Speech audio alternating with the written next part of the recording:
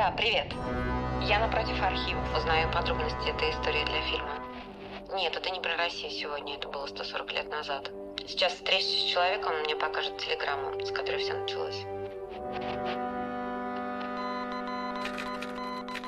To the government resident, Albany, the administration directs that any information you obtain regarding Russian men of war or other vessel is to be immediately telegraphed to this office.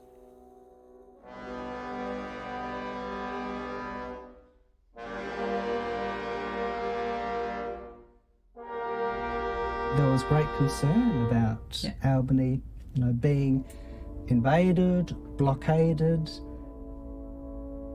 Back in the 1800s, Western Australia was unbelievably isolated. The limited communications, and that's, I think, what leads to being suspicious of people from outside. Then you also have these people who arrive dressed in very unusual clothes. It's not really described what they were wearing, but obviously very different from what other people wore at that time. They all had spectacles, they had fair hair, asking people for maps. The police immediately put them under surveillance. They were believed to be Russian. Do you think it's changed nowadays? Do you think this... I hope so. We are, these days a much more multicultural society. I still find people quite suspicious and asking Do you why. think that's got anything to do with more recent events? If you are living between few countries, you are the most suspicious for both. And all the war situation now, I have a citizenship of the country that is not actually friends with Russia at the moment, so I can't come back.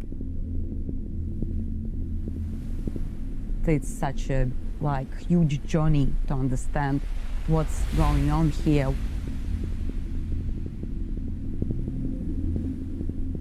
In the dead of night in 1885, British ships that arrived to save us from the Russians were sent here secretly because we didn't want anybody to know. British were always a bit suspicious of Russians. And the lighthouse keeper, Samuel Mitchell, was here with his family. He had about 8 children. 8 children, wow, in this house. In this little house, that's right.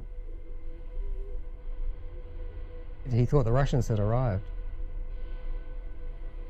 So relieved to find that actually there were British sailors here to protect the town. The ship stayed here for about 3 months. Didn't actually do very much. There wasn't really much to protect us against. But they had a good time here. I'm absolutely sure. Have you personally met many Russians? Probably not, no. Don't see many in Albany, really. Yeah, every second person asking where is my accent from, it's always like, oh, Russia. At some point, you just okay, fine. I can be a foreign person for you forever, and I won't be the Russian for Russians anymore. That's fine. I can deal with this.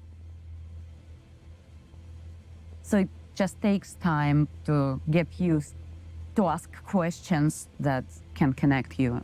And I suppose, for most of people, they just don't have time or wish to understand.